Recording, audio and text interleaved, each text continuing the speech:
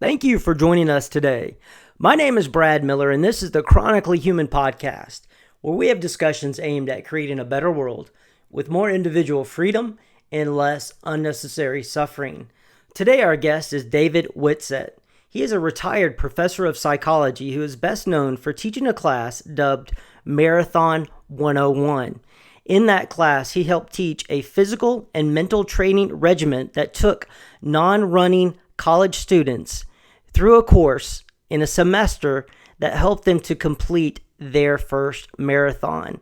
And we discuss his book, The Non-Runner's Marathon Trainer, in which he details the physical and the mental schedule along with the proven psychological techniques that help those students complete their first marathon. I personally have used the book to complete my first marathon in 2007, and I did so after a very difficult and painful surgery. My mom also used it a year later to complete her first half marathon. The techniques, the physical training schedule work. David explains why he decided to start teaching the class, the reception that the book has had since its release, and how the psychological techniques in the book can be applied for the attainment of any goal. We discuss how to eliminate negative thoughts, how to take advantage of the theater of the mind to program your subconscious into helping you achieve difficult and distant goals. David also explains why it's important to have an internal locus of control and why an internal locus of control is critical for long-term happiness and success. Able to take some of these mental techniques that David talks about and apply them in your own life to the attainment of the goals that are important to you. Thank you, David, for being on the show today.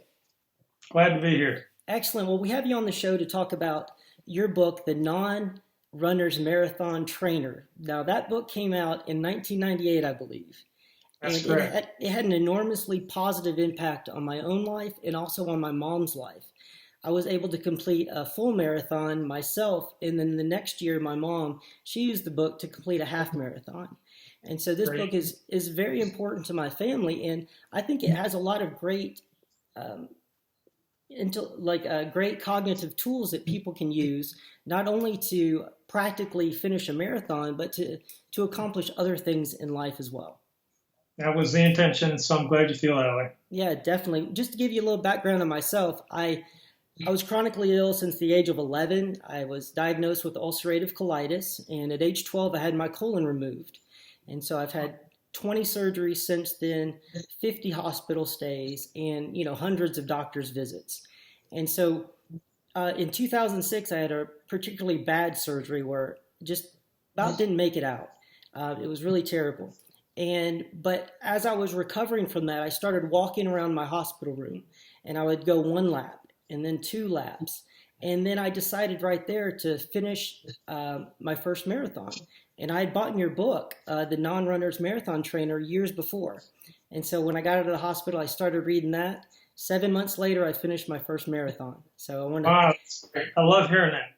thank you for writing that book. And if you could give our audience a little bit of your background of how you got started with the book and how you became a professor of psychology. Well, I became a professor of psychology as a result of some contact with a guy named Frederick Herzberg. Frederick Herzberg was many years ago a very well-known theorist on the subject of motivation. And I was one of his students.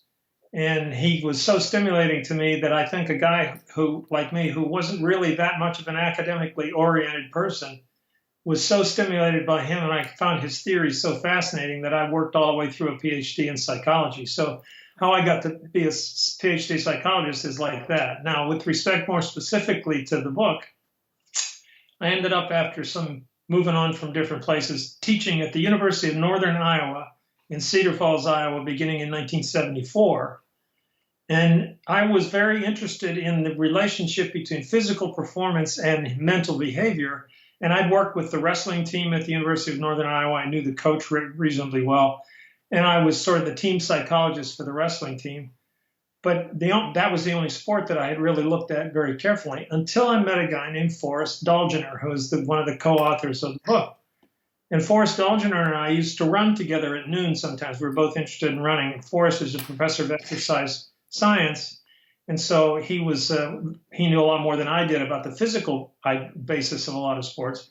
And we're running around in circles of the dome sometime. And neither of us remembers exactly how this subject came up. We tried to talk about it, but we ended up talking about, I wonder what the connection is between the benefits, which he knew all about, of exercise in terms of your physical health, and what I suspected, which was if you get in better physical shape, you also get in better mental shape. We didn't know if that was a fact, but we thought maybe it would be.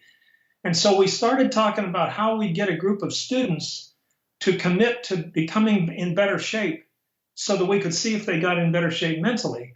And we finally decided the way to do that was to give them credit for it. So instead of just asking them to participate in a study, what if they got academic credit for it? Well, what could we teach that we could give them academic credit for that they'd also commit to being subjects in research? And it turns out that every spring at the end of our semester, right around the end of our semester, another university in Iowa, Drake University, had what was called, and still is, the Drake Relays, which was a track meet, but it also had a marathon attached to it. So Forrest and I first start talking about getting kids to run a 10K, 6.2 miles in connection with that. But somehow, and we don't remember how, we ended up saying, well, if we're going to let them run, let's let them really run. Let's see what happens if they get in good enough shape. And by they, we meant students who'd never run more than 3 miles.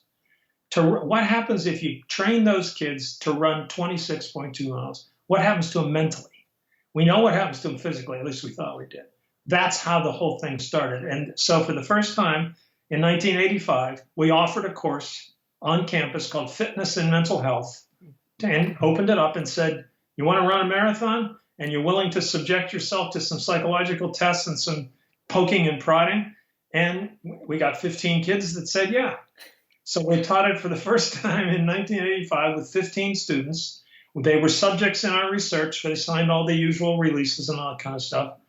We give them all kind of checks. We sent them to physical. They got checked out with doctors to make sure we weren't going to blow up somebody's heart or whatever. Right. We put them on a treadmill and ran them to maximum on a treadmill to find out how much their VO2 max was, which means their volume of oxygen per kilogram of their body weight per minute they could push, because we knew that would get better, so we got a baseline there.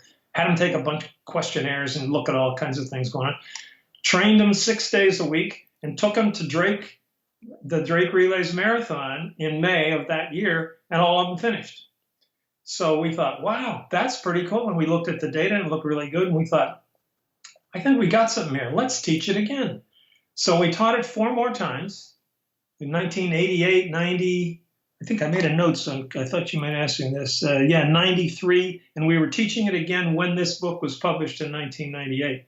By the time 98 and 93 came, we had so many students trying to get in, we had to draw their names out of a hat to see who got in. The last time we taught it, listen to this, Brad, 199 students attended the pre-meeting where you got either found out you got in or not. 199 filled the auditorium in one of the biggest buildings on campus. Wow. We laid it out. We said, here's what you're going to have to do. How many want to stay? Well, about 175 or 199 stayed even after they heard all the bad news. And we had them put their name on a piece of paper, stuck them in a big barrel, and pulled out, how many did we have? 50. We took 50 of them. They were still doing it, Brad. They all finished again. In all the years we taught it, only one guy didn't finish. And that's a whole other story if you want to hear it. It's fun. But anyway, that's the way we did it. And so we taught it 5 times. And then I taught it one more time in 2007 at Ball State University in Muncie, Indiana, because one of the people who'd been in the course, a guy named Scott Trappy, had in the interim gotten a PhD in exercise science and was the director of the Ball State University Exercise Science program.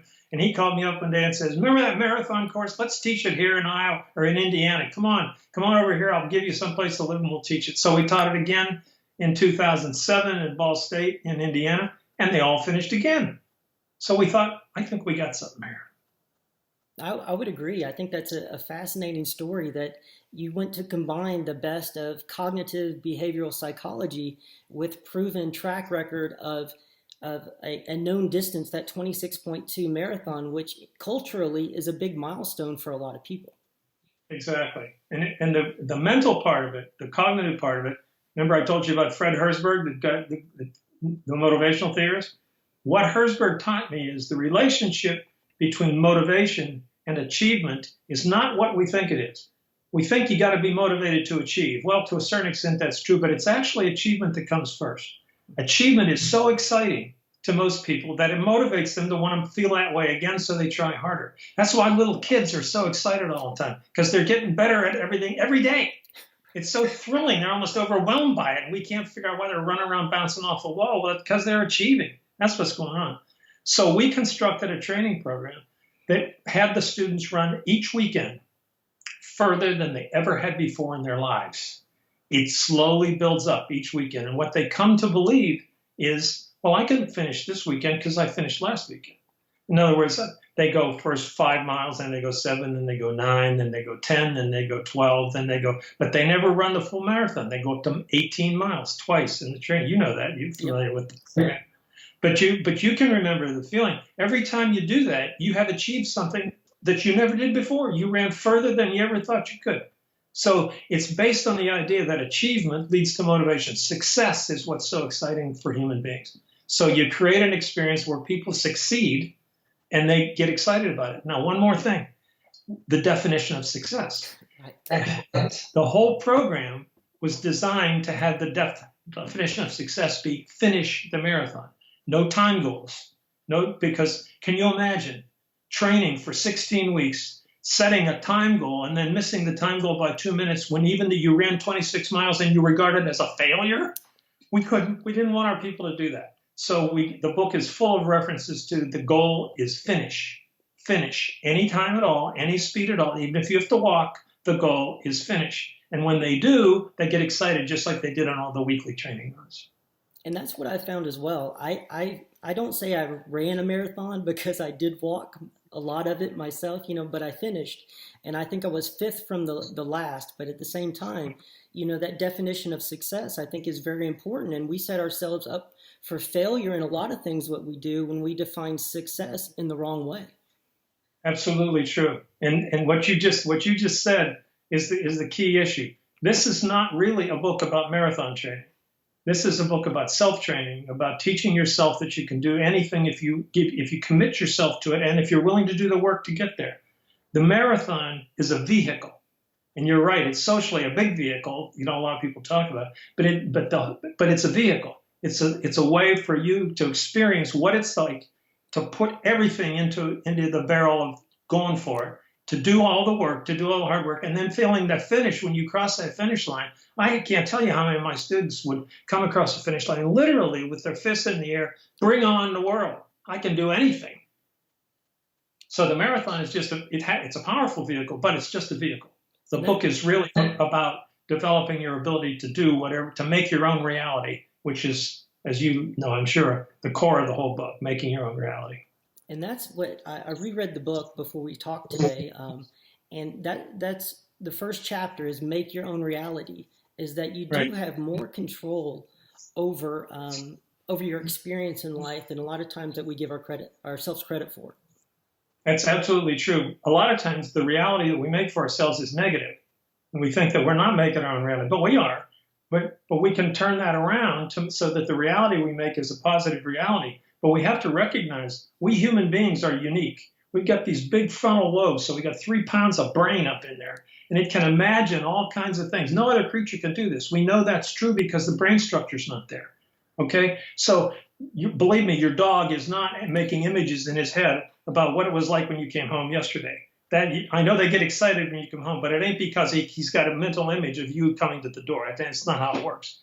But we do it all the time. We create our own reality all day, every day. All we're suggesting here is you grab hold of that and create a reality that's helpful to you instead of one that gets in your way. So we would tell the students, for example, you can create whatever you want. We go out on a Saturday runs. We all took them out together on Saturday.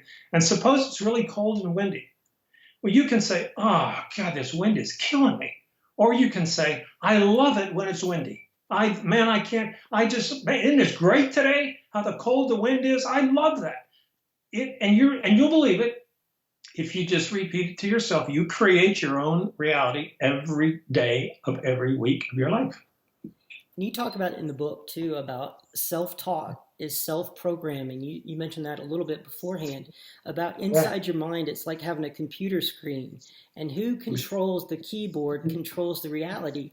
And a lot of You times got, we give that keyboard to other people and we just passively consume media all the time or the negative influence of others without.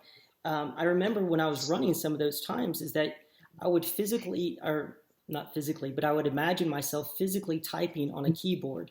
I am a oh, marathon runner. I oh, love that's great. running, and I would hit each letter, each key in my Mm. imaginary keyboard, but that it really did help get Oh, through those miles.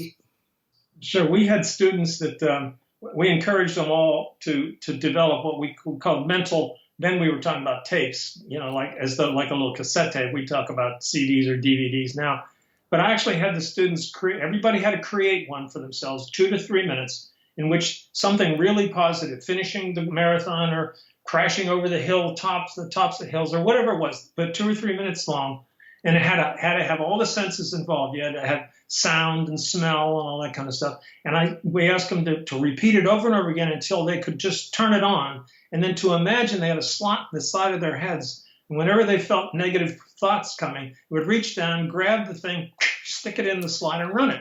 Well, once you get good at that, it's easy to do. It's almost pat because you've made it all up. You've done it many, many times, and it would just overwhelm the negative.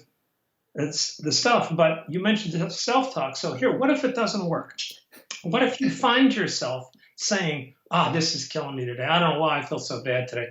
Look at this hill we're going to face. So what I taught them to do was, you don't have to be perfect. You're going to get negative stuff coming in your self-talk in your head. So you append to the end of it, but it doesn't matter. So it becomes okay to say, oh, God, I'm really tired, but it doesn't matter. Or, man, my feet are really killing me, but it doesn't matter. Because it only matters if you decide it does. If you decide it doesn't, then it doesn't. Because that's your body will believe what your head tells it to believe. So I used to use this example. I say, look, we're all going to hurt. We're going to get to days. I say we, because I ran the first 4 times we taught it. I ran the marathon with the kids. So I would tell them about here's what happens to me, because I get pains in my knees after X number of miles. And I can either say, oh, God, here it comes the pain underneath the hand. What am I going to do? Or I could say, which I learned to teach myself to say, oh, there you are. I've been looking for you. Come on, let's run together. Now, I know that sounds almost nutty, but the truth of the matter is when I would take the pain and say, oh, good, come on, let's go. Where you been all day? Let's run together. I could run that way, and it didn't hurt as much, or maybe even at all. It is incredible about the power of self-talk too. And in the book, you also talk about, though, there are some limitations to that. That if you are experienced maybe overtraining, or if there's an injury that is developing, that it's a fine line between, just pushing through those maybe limitations or physical issues instead of dealing with those. And it's hard to know in life where that balance falls. Yes, it is. In fact, sometimes people say, so what you're saying is, and I had a guy on the basketball team say this to me one time, what you're saying is, if I just imagine myself making those free throws, I can get to the point I'll make 100 in a row. And I said, well, you got to shoot some free throws in practice. You don't it ain't just making it up in your head. You have to do the work. So that's what I tell people. If you think you can read this book and read all the mental preparation stuff and then go run the marathon, you might have a little problem there, because you got to run. You got to run. But what that does is what you said. It can get you to the point where even when your body is signaling you, hey, there's something wrong here, you think you can think your way through it. Well, just like you have to do the work to get ready, you have to pay attention to the reality of what's the difference between discomfort and injury. If you're injured, you got to do something different.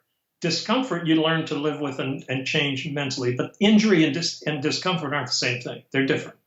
And that's something I think a lot of times we might confuse in everyday life, is that we set our boundaries of what we expect reality to be very close, and that the physical realities might be very far out, but we never get to those limits. And I think your book, you have the practical side and then the cognitive side. Now, your part, where did you find inspiration for the different techniques? You talked about your mentor. Is there any books or anything like that that you found helpful as far as when you were putting this program together? Sure, and one of them is one that I know you're familiar with because something you mentioned to me had the same phrase in it. One of them is a book by a guy named Julian Rotter, Rotter, and what it's about is what he called locus of control. And the word locus, of course, means place. And the issue he was raising is, where is your perceived locus of control? Are you controlled at some point by things outside yourself? That's he called an external locus of control. Or do you believe that the locus of control in your life is inside you somewhere? Because that's what's helpful. It's now, you can't control the events. That sometimes some events occur in your life that you can't control. But what he always said was, but you're always in control of your reaction to those events. If you take control of your reaction, like you did to all the surgeries and to all the illnesses, you could have decided, okay, these things which you couldn't have stopped happening were disabling in the sense that you weren't going to be able to live a life of any kind of activity at all. Clearly, that's not what you did. But so you were developing an internal locus of control by saying, I can make something about this. I'm in charge of how I react to this. And how I'm going to react to this is, and you fill in the blank, and that's what you did. So Julian Rotter's work was very, very stimulating to me. And then another guy who's, if you've never heard of him, you're not even going to believe his name. His name is Mihaly Csikszentmihalyi. And that's an Eastern European name. It's spelled Csikszentmihalyi or something like that. But Csikszentmihalyi wrote a book called Flow, Achieving Flow. I was very influenced by that. I actually got him to come and talk to one of our marathon classes one time because he was in Des Moines and we were only 100 miles away. So he took the whole class to Des Moines and sat for an afternoon with Csikszentmihalyi. And Csikszentmihalyi talked about creating flow. Now, flow is that moment in which there's a perfect coordination between your ability and the challenge that you face. It's not easy. It's right at the edge of your ability. But the experience of getting into a situation where you're working on a task that's really big, it's tough, whatever it is, but you believe you can do it and you push and you get to that point where the flow comes because your level of ability is exactly what it takes to get through that moment. And you know what happens? It's fun. Flow is fun. Right. And so something that could have been really unpleasant becomes fun. So the way I used to get the students to think about it was, I'd say to them, I used to do this at the beginning of the course. I'd say, here's what I want you to do today. I want you to think about the last time you had fun. And I'm not going to define it. I'm just going to let you define it any way you want. But I want you to think about, what was the last time you had fun? And what were you doing? Where were you? Think about what was going on, who was there. Okay, you got it? Think about that time. Now, one more. Let's each have two. Think of the next time before that you had fun. I want you to have 2 times in mind that you had fun. I used to do this with executives in business companies too. And sometimes there'd be somebody who couldn't think of a time when they had fun. And I said, you really are hurting. We need special help for you. Go sit over there. If you've never had fun. But most people can think about, times they didn't know why, but it was fun. So here's what I'd say to them. You don't have to tell the rest of the people in the room what it was that you were doing because it doesn't matter. But I'll tell you what you were doing. And this is going to work for everybody. You were doing something that was so involving that you didn't care who you was around.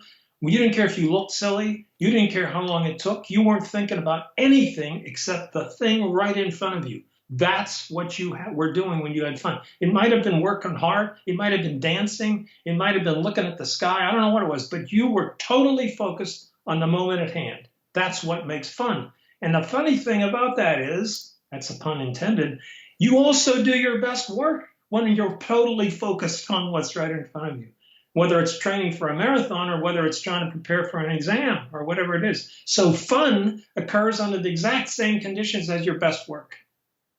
Now, what we have to do to get there is we got to learn to concentrate and focus our energy in on that thing so that we can increase the likelihood that we're going to have fun. We make that reality. Yeah, and I think that's important to talk about flow state because I think humans are programmed to seek out the flow state.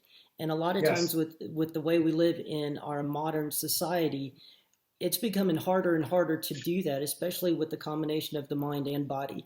Like you talk about What you dancing, that's flow state, and I think that's why running and marathons are so appealing to people because it does combine all of those aspects into one event.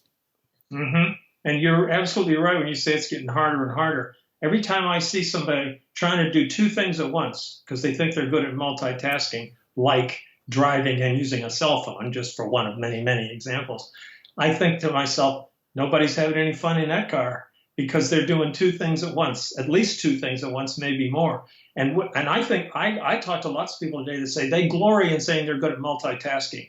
Nobody's good at multitasking. You're not really multitasking. You're taking part of the energy and knowledge from one thing and putting it on another. Well, you took some from the thing you were doing before. It's not like we have an expanding possibility of many more tasks. Multitasking, by definition, inhibits flow, by definition.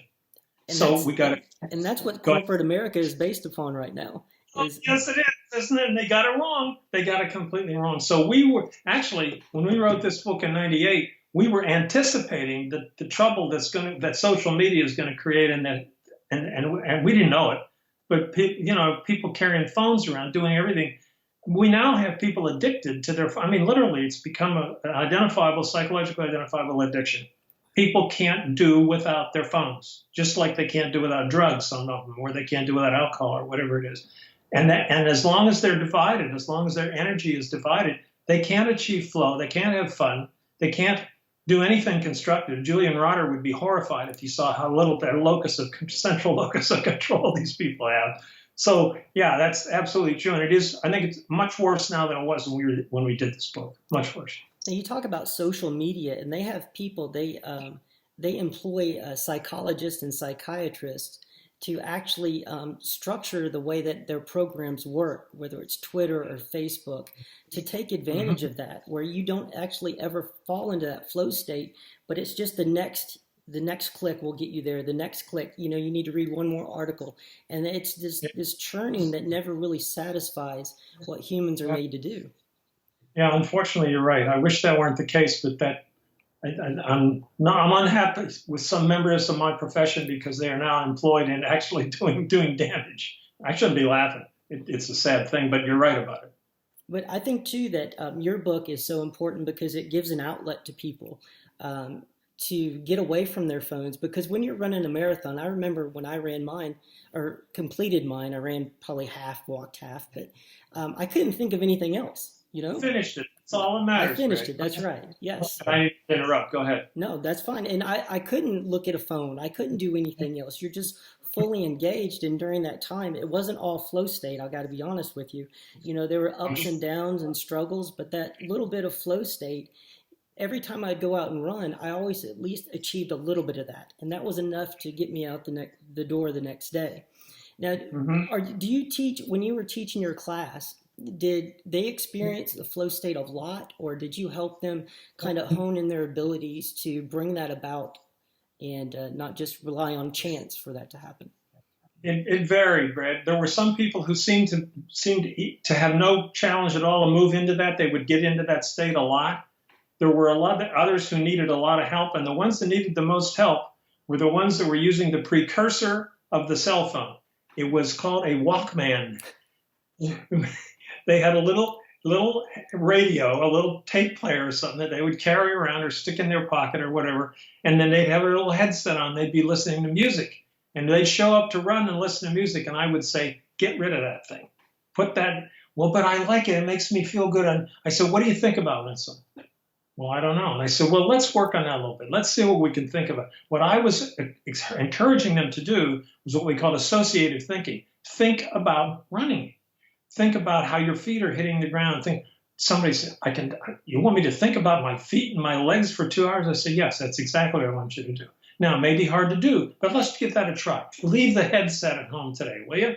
Now, another issue completely is, and it's showing up today too, The number of pedestrians being killed today in today's is way up because people are walking along with their cell phones and running out in front of cars. Well, that's when you're training for a marathon and you're training on the streets. I was always worried about my students getting hit because if they're listening to music and not looking around. So it was for their safety too. Mm-hmm.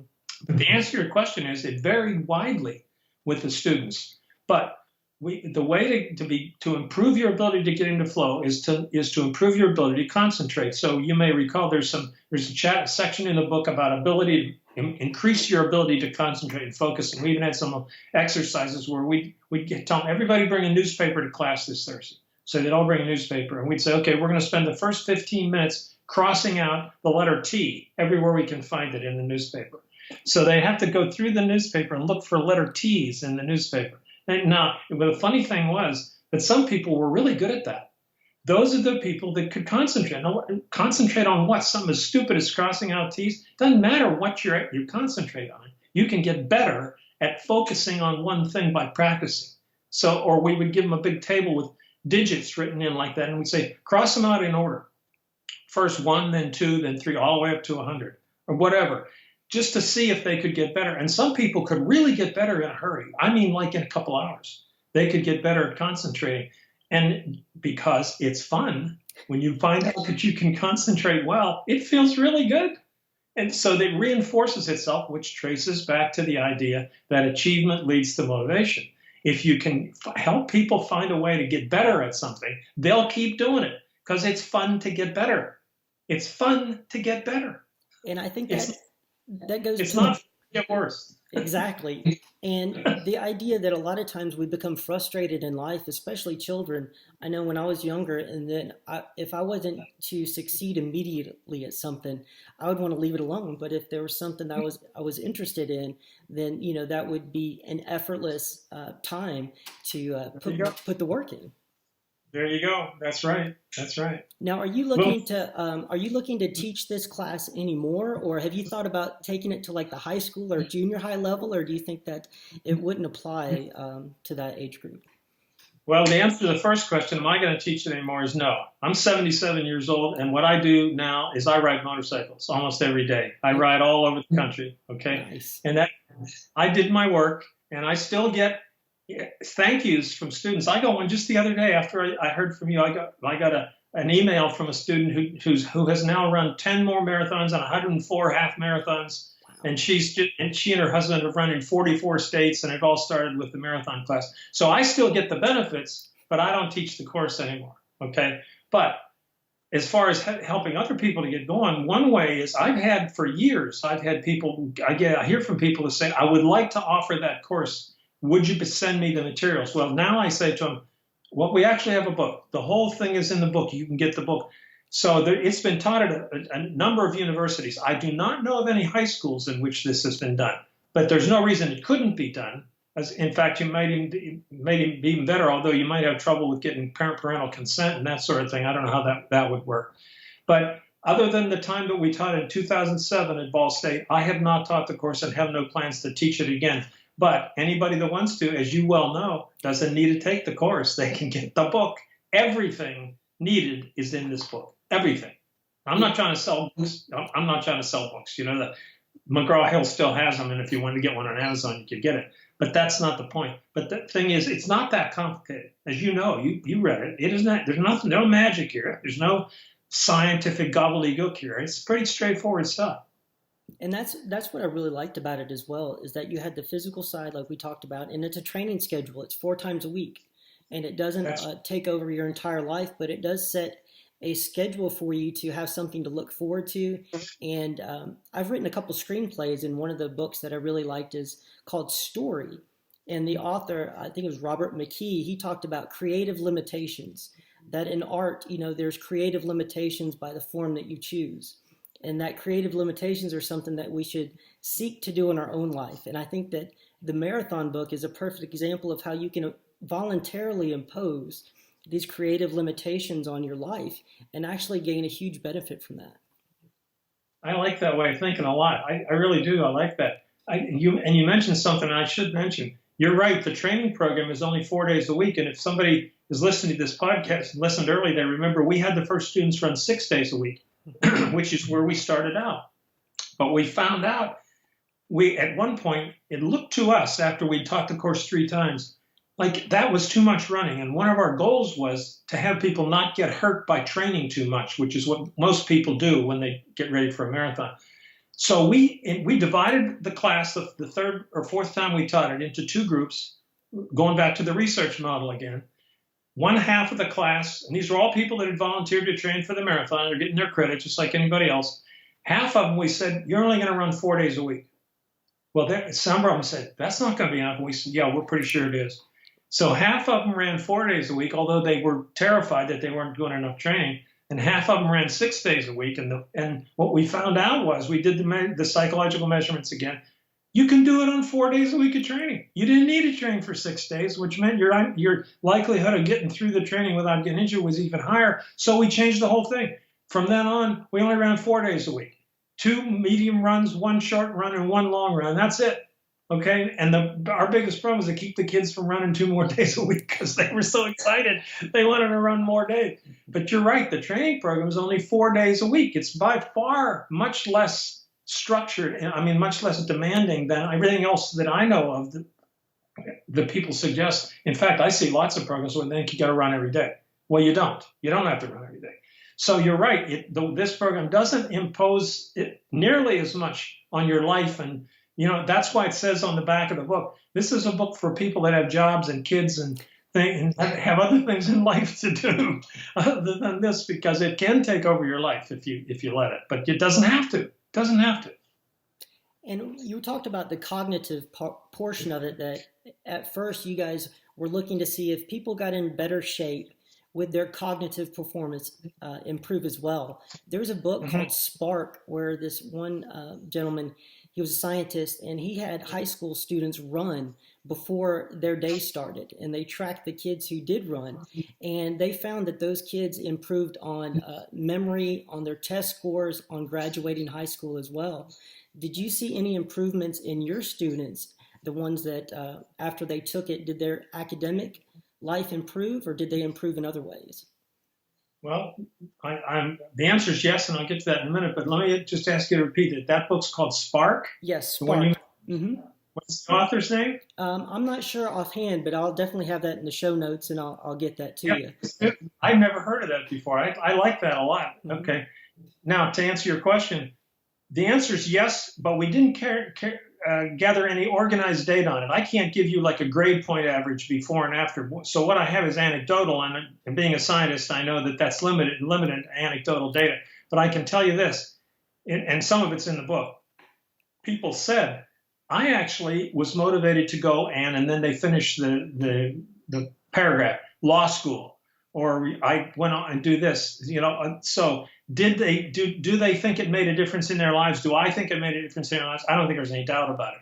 Everybody's life? No. For some of the people, they ran their marathon, they got it over with, they went on and did something with it, or they didn't. But for some people, it made all the difference in the world in terms of their grade point. I'll give you one example of a guy. There was a guy, one of the guys, he's in the book, his name is Eric Stoneman. He was 6'2" and weighed 232 pounds, and the only running he'd done was when his football high school coach told him, you got to run laps because you were jerking around today. So that was his only running. Eric tells me, I'm still in touch with Eric Stoneman. Eric tells me he's now run 10 marathons. He has started and done very well with several different companies of his own in his sports memorabilia and that kind of thing.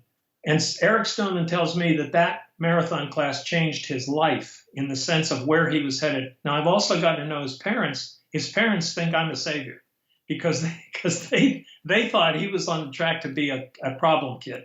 And he totally changed as a result of this experience. Now, I'm not suggesting that he's typical. He's outstanding in that sense. But the general answer to your question is, I am certain that this kind of an experience provides tremendous drive for lots and lots of people. Different levels, different amounts, some yes, some no, some a lot, some none. But yes, in general, there's no question that an experience like this leads to growth and development and different achievement levels in a lot of people. And in the book, you talked about peak experiences that people are that seek those out peak experiences, and I think that has a lot to do also with there's a lack of rites of passage in our society today that we really don't have those peak experiences to bookmark our life like a lot of the more primitive hunter-gatherer tribes had. We have birth, graduation, marriage, kids, death, basically. And with the Yeah. marathon, it gives us one of those rites of passage that I think that's why 500,000 people a year I think go through it. Do you think Yep. there is something to that as far as psychology of rites of passage and using a marathon to fulfill that? I think it's a deeply human need. So do I. And you asked me earlier about people that had influenced me or things that I had read, and one of them was a guy who was sort of like the guru of what's called third force psychology. His name was Abraham Maslow.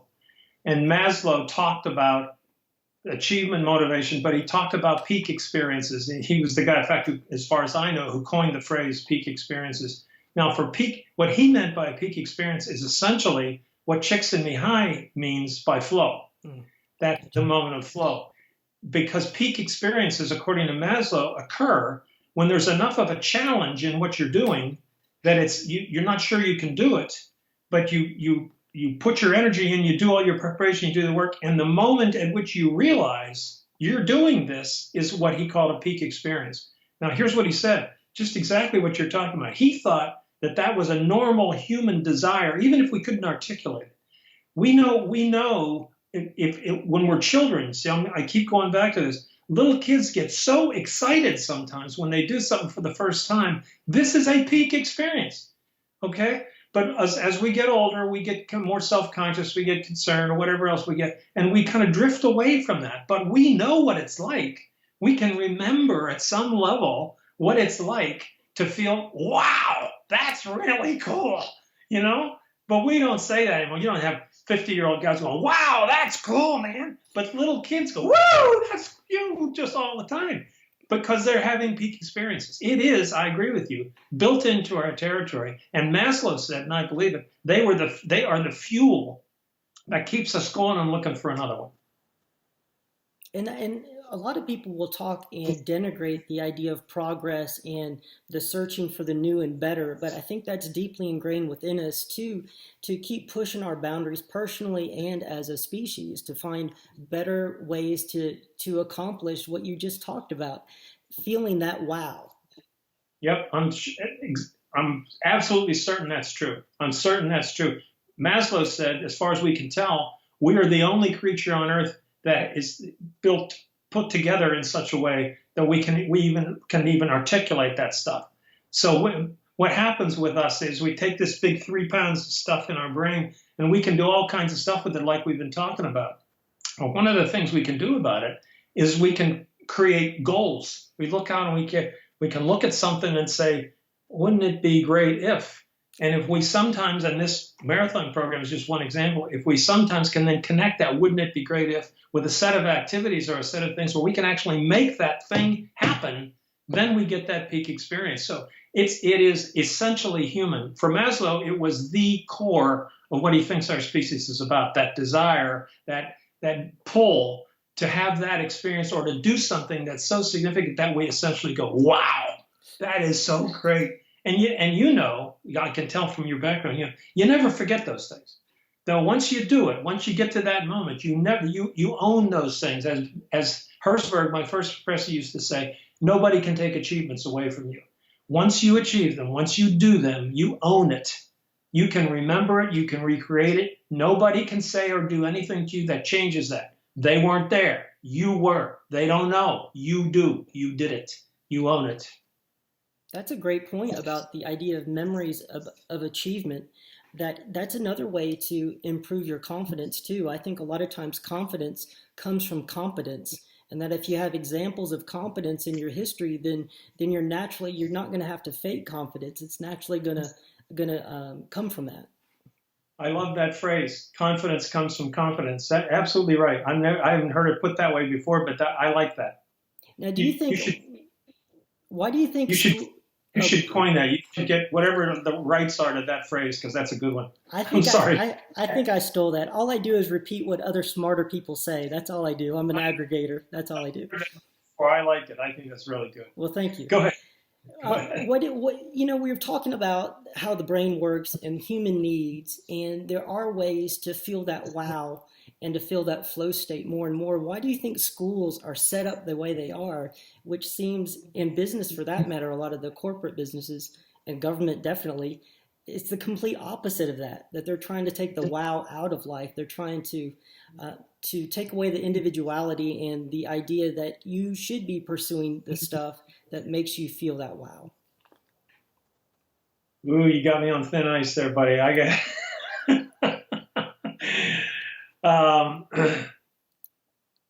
You ever hear of another psychologist, a guy named Larry Peter? You ever hear of the Peter Principle? Mm-mm.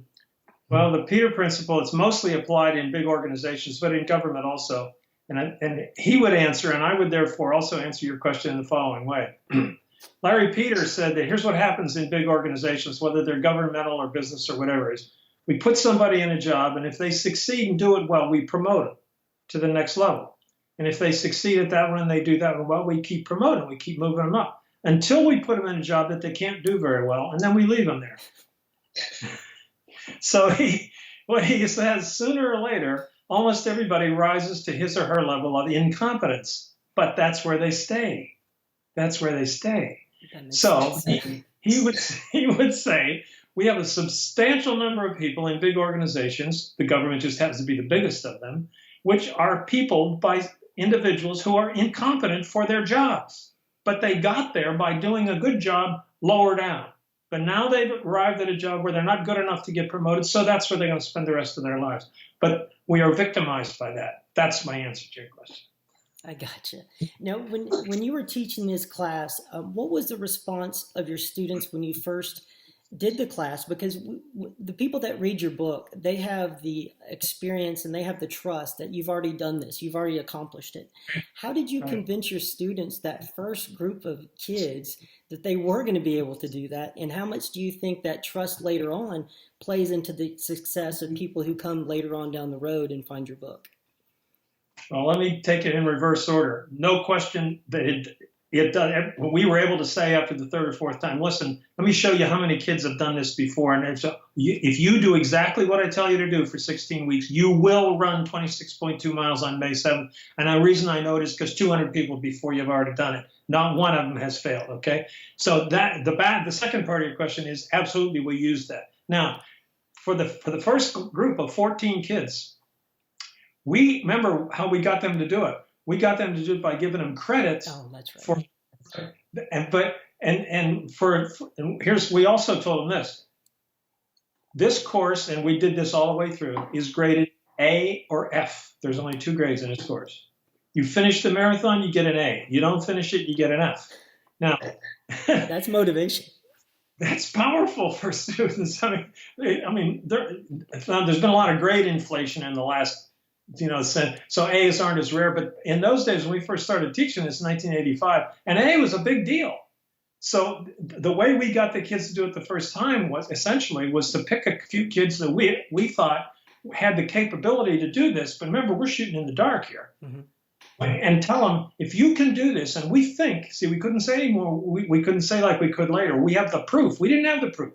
We said, we think that if you do this and this and this, you're going to be able to run 26.2 miles. Now, I will tell you that we were having trouble finding people to do that the first time. It wasn't like they stampeded our door, to get there, because the whole idea of running 6 days a week, which we were asking them to do, and starting that running in Iowa in the middle of winter, because that's what they had to do. They had to run outside on that first Saturday, and it was probably 20 below or whatever it was. This was not easy to do.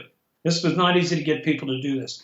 So I think I would have to say we were fortunate in finding 14 people willing to try this the first time when we had no proof at all that this was going to work. In fact, we said to them, you're going to be subjects in our research. We're using you as guinea pigs. You're going to take a whole lot of psychological tests. You're going to get on a treadmill and you're going to run until you collapse and fall off the back of the treadmill. And this is not exactly a recruiting tool, So the answer to your question is we got lucky.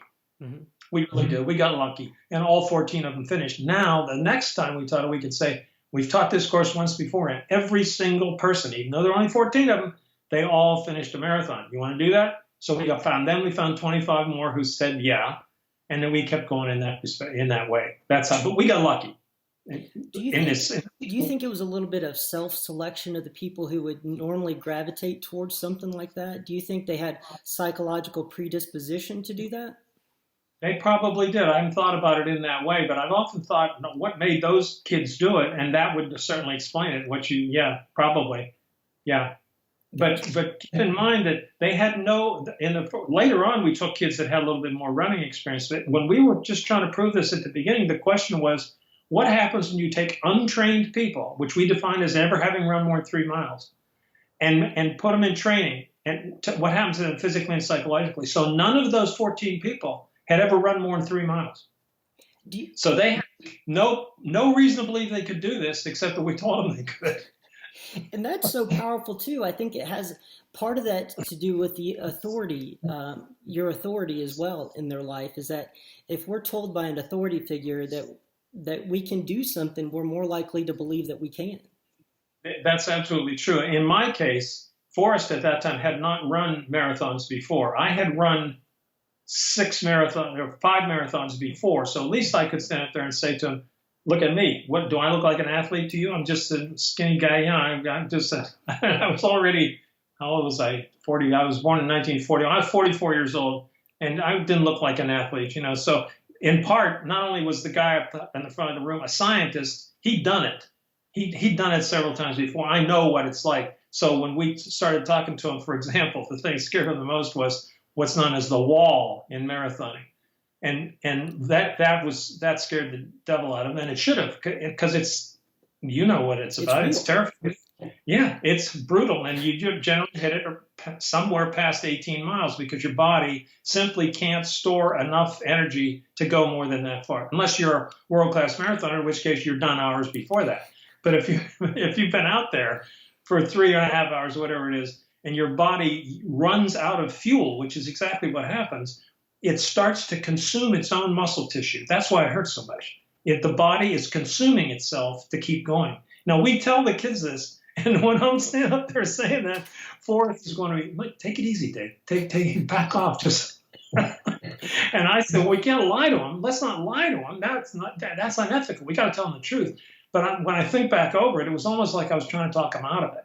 But I didn't. They all stayed, and they all finished the marathon. Well, I think that's important too with your book. I've read a ton of like self-help books, and I would put that in this book in that category as well. But it's more than that, because it's practical. That a lot of books, especially books like The Secret or something like that, where you just think things into reality. What this does, it actually inspires you to physically go do something in reality. And I think that you talk about, controlling inertia and having inertia on your side. And, you guys really laid out the specific track where people can do that. Yep, that's exactly right. And that's the key issue. It's great to have dream and have desires. And you're right, there's a lot of stuff out there that's just talking about how to organize your thoughts and organize your dreams. But what we got people to do was to identify the obstacles and then overcome those obstacles with a practical program. We know exactly what you're supposed to do. And not just, and because you read the book, it's not just how many miles you got to run. It's what you eat. Mm-hmm. It's how much sleep you get. It's about how you stretch and try to keep your body from cramping up. We knew what all the challenges were as we went along. And there's practical advice, because I actually think it's a disservice to offer somebody some kind of dreamlike state and then you don't give them the tools to get there. That's ethically indefensible to me. It's just not right. If you're going to suggest to somebody, here's a valuable goal, but you don't know how to get there except to think about it or dream about it or make plans or what, I don't know. That I never thought that got it done. So I agree. Thank you for saying it, because I think that one of the best things about our program is we actually know what to do.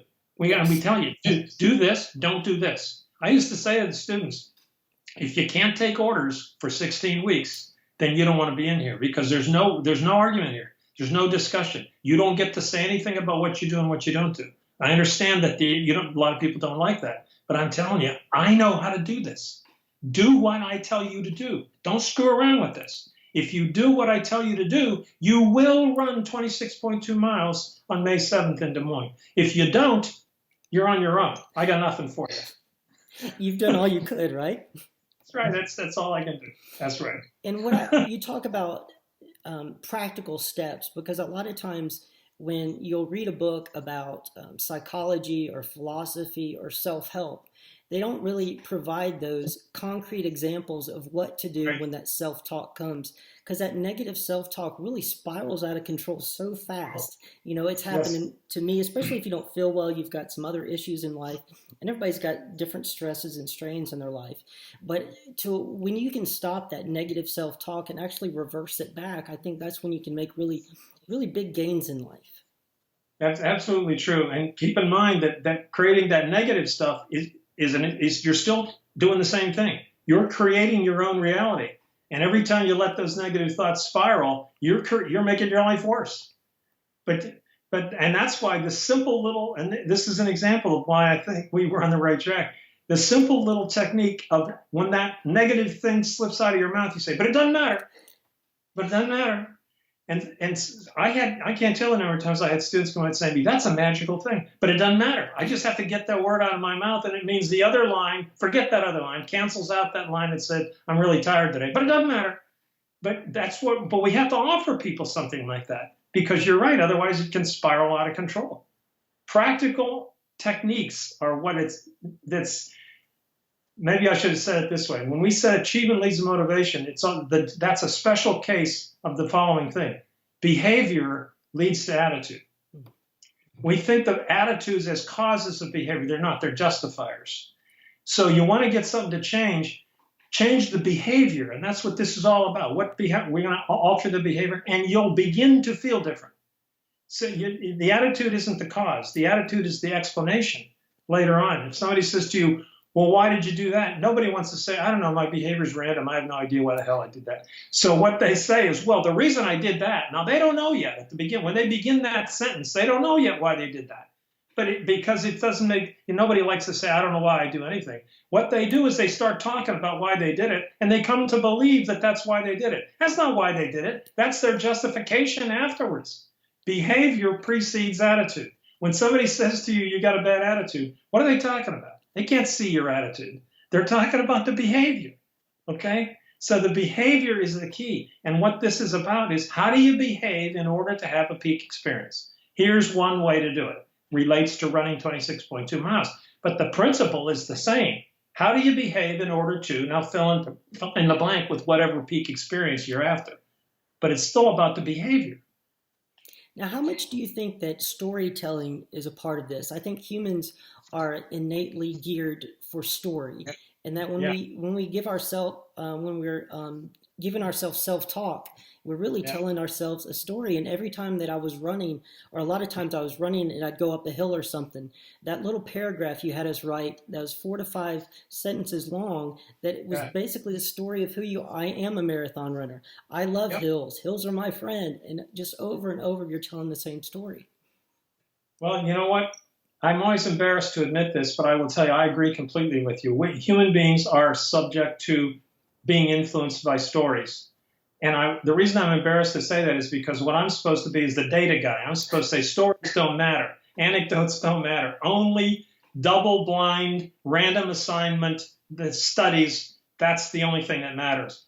Well, it's the only thing that matters to prove something, to generate the data. But in individual cases, we are, as creatures, subject to stories, powerfully influenced by stories. So I can't really say stories don't matter. They do matter. They just aren't the research data. They're the individual influencers, and they count a lot. How much do you think, in the book you don't really talk about emotions much, but it seems like emotions follow success and achievement.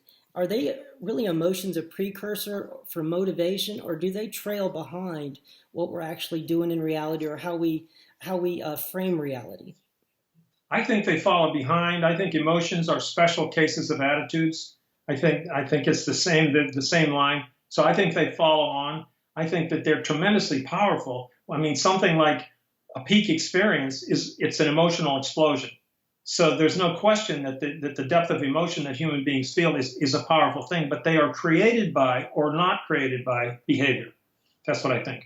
Gotcha. Now, it's been 20 years since the book has come out, a little over 20 years. Is there anything in psychology or neuroscience or any other fields that you would want to add or to change what was in the book? Because I think like you talked about the metaphor, the analogy with the VHS tape, but that still applies, though. That the principle is still sound. Is there anything else in the book that you want to add to, or what would you like to change? This is going to sound very arrogant, maybe. No. I like that. No.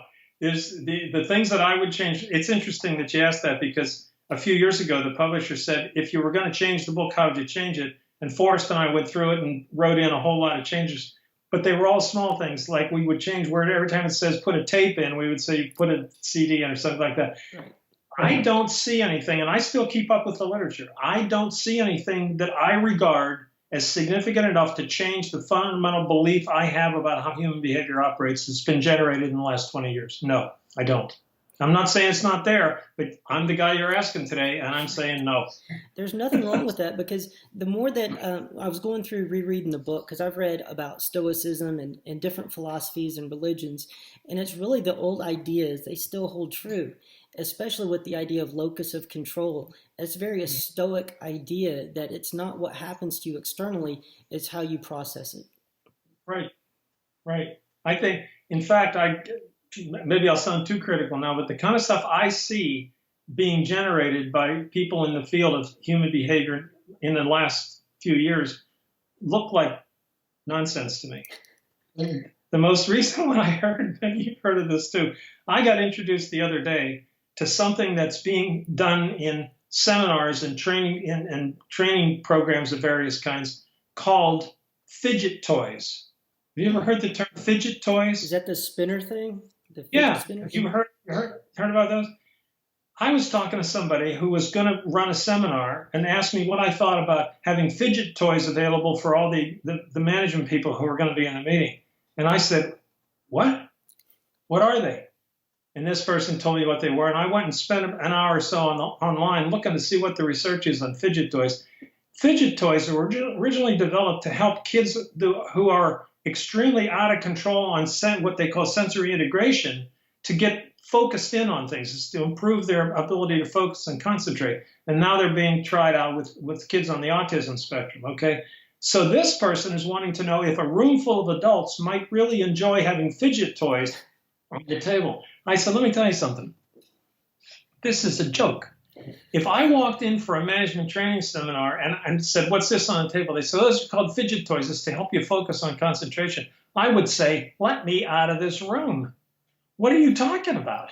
This is you're talking, I know what this is. This is for kids who we think are artistic. I'm a manager. Now, that doesn't mean the guy's got his act together. But this is the kind of gimmicky stuff that I think our field is unfortunately drifting towards. And so I have no respect for it at all. I think it's nonsense. I told this person that, by the way. I said, I wouldn't show up with these in a room because, in my opinion, you're going to lose the respect if anybody's got his head on right in that meeting. And I use that only as an illustration. I'm not saying that's the whole thing. But I see a lot of stuff like that I think is gimmicky and fatty, and I don't have any respect for it. So, again, that's just another no. If I'm going to write this book again, I'd write the same book today. Well, fantastic. Well, I'm glad that you did write it. Now, do you think the research quality out there right now has to do with that professors have to publish so many articles, and there's a lot of pressure for grants, with funding, and the way the funding system actually works from the top down with a lot of government funding, the research? Do you think a lot of that is funneling some of this bad science, or do you think it's cultural, that there's something else going on? I think it's more cultural. I don't know for a fact, but that kind of stuff went on when I was teaching too. There was a lot of competition for grants and where's the money, and people reading little things and say, oh, see, they're what we used to call Department of Health, Education, and Welfare is interested in this. Let's propose a study on that because we'll get that funded. That's not new, Brad. That's been going on a long, long time. So I don't see that as having changed. But what I do see as having changed is the general, I think, deterioration of respect for genuine intellect in our culture. So I think that's got more to do with it. And I don't mean to indict all the people that are still on campus. If any of them happen to listen to your podcast, say, oh, there goes Whitsett again. Here we go. So I don't know, but I just don't see a whole lot going on that has a lot of respect out of me for what the research stuff being done is. That's fair enough. I think, like you said, the fundamentals haven't really changed. Human beings are still human beings, and our operating system works the way it does, and that all of these new angles where they're trying to come at it from, I don't think are really helpful in a lot of ways, because all we really want to know is how to stop the negative ideas, how to set goals, and how to achieve them. That's right. That's really what we're all about, definitely. Well, is there one part of the book that you would like to leave people with as far as a cognitive tool that they can use to help achieve more in life and to live a happier, more peak experience-filled life? I want people to, and this is where the book starts, you'll remember, to realize that whether they feel good or whether they feel bad, they are creating that reality. We are creating our own reality all day, every day. So if they want to have a positive experience, they need to work on what they're doing with their heads, what they're saying to themselves, what they're telling themselves about what's likely to be happening today or tonight or tomorrow. Because the reality is whatever is going to happen is what you think is going to happen. That's what happens. That's why when we told people about the wall in the marathon, one of our students said, well, after running the marathon, I can tell you exactly what happens psychologically at the wall. Whatever you think is going to happen, that's what happens. That's the way life is. Well, like I said, this book has been a very powerful, the non-runner's marathon trainer. I bought, I think, 3 or 4 copies of it. I've given some away. I've got it on Kindle. And I'm rereading it as well because I'm doing a new journey. It's not marathon, but it's podcasting. And so these same techniques and these same ideas apply to whatever it is that people are trying to do in their life. Glad to hear it. Thank you. Thank you, David, for being on. And I urge everybody to check out the book, The Non-Runner's Marathon Trainer. Get it on Amazon and read through it. Even if you don't want to complete a marathon, it has some really great ideas, techniques, and tools that you can use to live a happier and healthier life. It definitely helped me, and it helped my mom as well. So thank you, David, for being on today. Thanks for inviting me. I appreciate it. Thanks, everybody, for watching, and we'll see you next time.